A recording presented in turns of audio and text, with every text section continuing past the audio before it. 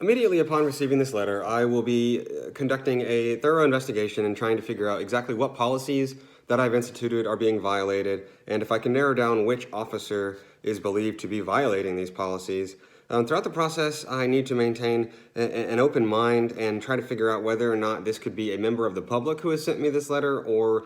a member of the police department itself, or a member of my squad or the station itself. I want to know whether or not I got this letter via the mail, or if it just randomly appeared in my box one day, or something like that can lead me towards figuring out the origins and the exact specifics contained in the letter regarding the violations. I'll ask around to other officers on the squad, as well as other officers assigned to other supervisors and other supervisors themselves. Perhaps some of these recent policies that I've instituted are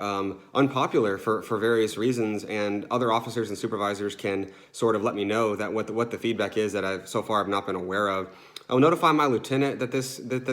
issue has come to my attention, and that it appears that some of the policies I've instituted are being violated, and that I will be looking into it, and I will let him know as soon as possible when I have reached a resolution to this issue. Again, depending on what the policy violations are believed to be, I will begin reviewing incident offense reports, body-worn camera footage, as well as CAD events regarding calls for service, and seeing what my officers have been doing on a daily basis here in the last several weeks, or since I instituted these new policies. If I cannot find out which officer it is, or even which policies it is, I'll take it upon myself to look back and reflect, maintaining a patient and understanding mindset that perhaps some of these policies that I've instituted have just been miscommunication errors on my part. I will begin addressing roll calls in a regular fashion, reinstating these policies, or perhaps reviewing some of them, and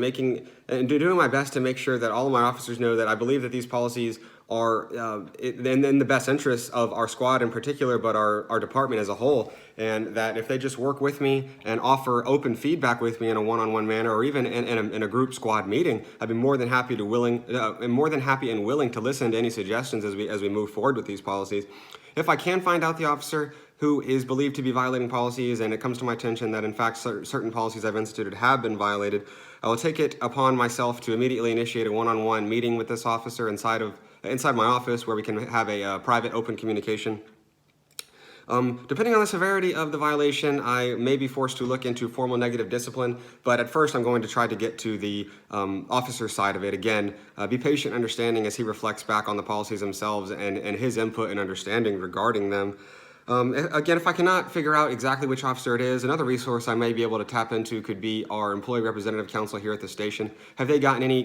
complaints or been made aware of any issues recently that, although it is completely anonymous, they could lead me in the direction of, again, reviewing policies, or perhaps communicating them clearer to roll calls as I move forward, or to my squad as we move forward, and trying to clear this issue up. I'll document all the findings that I come across for future use, especially pertaining to possibly reviewing and changing some of these policies. Again, I'll maintain a positive and patient understanding mindset as I move forward in this situation, depending on what I'm able to find. And I will continue to follow up, particularly if I find one of the officers is in fact violating the policy. I will follow up with that officer specifically. But in general, too, continue to address roll calls and make sure that my policies are viewed and received in the most positive light, and everybody can be on the same page with me as much as possible.